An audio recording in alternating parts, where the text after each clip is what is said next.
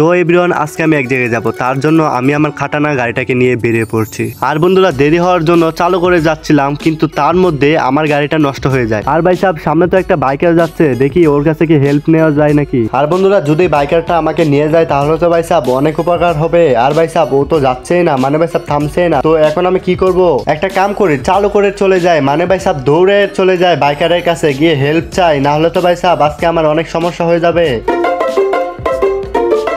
আর বন্ধুরা, এত জোরে জোরে যাচ্ছে কিন্তু বাইকারটা তো থামছেই না। এখন আমি কি করব?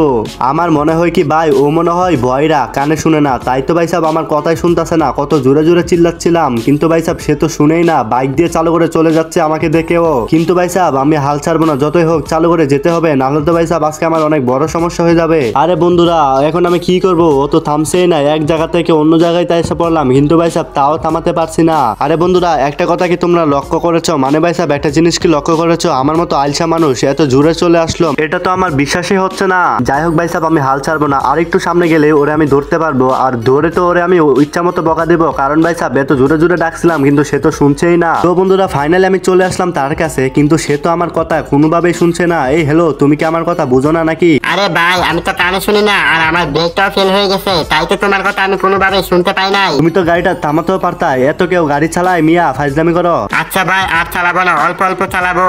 আচ্ছা, তোমার গাড়িটা একটু দাও, আমি এক জায়গায় যাবো, পরে তোমার ঠিকানা মতো তোমার গাড়িটা আমি দিয়ে আসবো। না ভাই, আমার গাড়ি কাউকে দিতে পারবো না, কারণ আমার আম্মু বকবে। ওই হ্যালো, তুই না কানে শুনিস না? তাহলে এটা শুনলে কিভাবে? এই নে মার খা। আরে ভাই সাহেব, ওর তো আজকে আমি মেরেই ফেলবো, কারণ ভাই সাহেব ও তো আমার সাথে ফাজলামি করছে। তো ভাই সাহেব, ওরে আমি মেরে ফেলছি, মানে অজ্ঞান করে দিছে, কিন্তু ওর বাইকে তো আমি উঠতে পারতাছি না। কিন্তু এখন আমি কি করব? যাই হোক, আরে বন্ধুরা, এখন তো আমি ওরে মেরে ফেললাম, এখন আমি কি করব? সামনে একটা গাড়ি আসছে, চালু করে ওই গাড়িটা নিয়ে পালিয়ে যায়, নাহলে তো ভাই সাহেব পুলিশ আমাকে জেলে ভরে দিবে। ওই হ্যালো, তুই চালু করে লাম গাড়ি থেকে, তোর গাড়িটা আমার লাগবো। না, আমার গাড়ি কাউকে দেবো না। তুই কে? তোকে আমি চিনি না। তুই আমাকে কি বললি? তুই গাড়ি দিবে না মানে তুই আমাকে চিনস? এই নে মাইরকা, আর গাড়িটা দিয়ে দে, চালু করে বাসায় গিয়ে ফিটার কা। যাই হোক ভাই সাহেব, ওর গাড়িটা নিয়ে চালু করে পালিয়ে যায় অন্য দেশে, না হলে তো ভাই সাহেব জেলে ভরে দিলে আমি আর জেল থেকে কোনোদিন বাহির হতে পারবো না। কারণ ভাই সাহেব একজনকে আমি মেরে ফেললাম, আরেকজনকে আমি আহত করে দিলাম, চালু করে পালিয়ে যায় অন্য দেশে। তো ভাই সাহেব এখন আর আমার তো অন্য কাজে যাওয়া হলো না, মানে ভাই সাহেব গুরুত্বপূর্ণ কাজে করতে গিয়েছিলাম। তো বন্ধুরা, আজকে আমি একটা গুরুত্বপূর্ণ কাজ করতে গিয়েছিলাম, মানে ভাই সাহেব যাইতে চাইছিলাম, কিন্তু ভাই সাহেব পথের মধ্যে যা ঘটলো আর কি, তোমরা তো দেখতেই পাইলা। তো এখন আমি কি করব?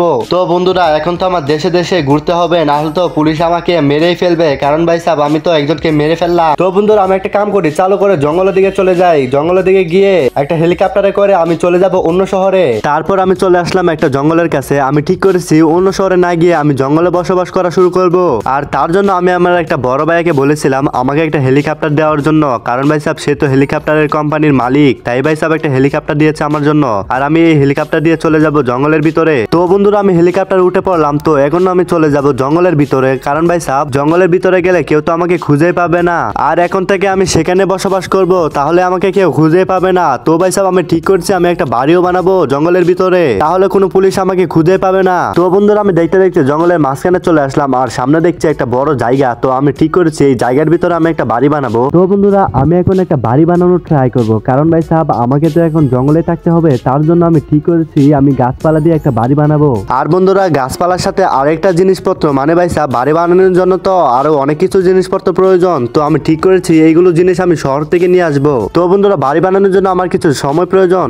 2000 years later. তো বন্ধুরা, ফাইনালি আমি একটা জঙ্গলে বাড়ি বানাই ফেললাম। তো ভাই সাহেব তোমরা দেখতেই পাচ্ছ বাড়িটা কত সুন্দর, আর আমার কাছে একটা রয়েছে সুপার গাড়ি এবং সুপার একটা বাইক। আর বন্ধুরা, এই বাড়িটা আমার বানাতে বানাতে প্রায় 5 মাসের মতো লেগে গেল। আর ভাই সাহেব তোমরা দেখতে পাচ্ছ বাড়িটা কিন্তু অনেক সুন্দর হয়েছে। তো বন্ধুরা, জঙ্গলে এর থেকে ভালো বাড়ি আর কিভাবে বানাবো, কারণ ভাই সাহেব এই বাড়িটা আমি শুধু একলাই বানিয়েছি, আর মাত্র কিছু মানুষ কাজ করেছে এই বাড়ির জন্য। আর ভাই সাহেব এই বাড়ির জন্য টাকা প্রায় অনেক টাকা খরচ হয়ে পড়ছে। তো বন্ধুরা, তোমরা নিশ্চয়ই ভাবতাছো এত টাকা আমি কোথায় পেলাম। আরে ভাই সাহেব আমি তো আগে একটা ব্যাংকে চাকরি করতাম, তাই তো ভাই সাহেব এত টাকা জমিয়েছিলাম, তাই আমি ভাই সাহেব একটা বাড়ি করতে পেরেছি। তো ভাই সাহেব তাই আমার অনেক টাকা লস হয়ে গেছে, কারণ ভাই সাহেব লস যদি না করি তাহলে তো ভাই সাহেব আমি বেঁচে থাকতে পারতাম না, আর পুলিশ আমাকে সারা জীবন জেলে ভরে দিত।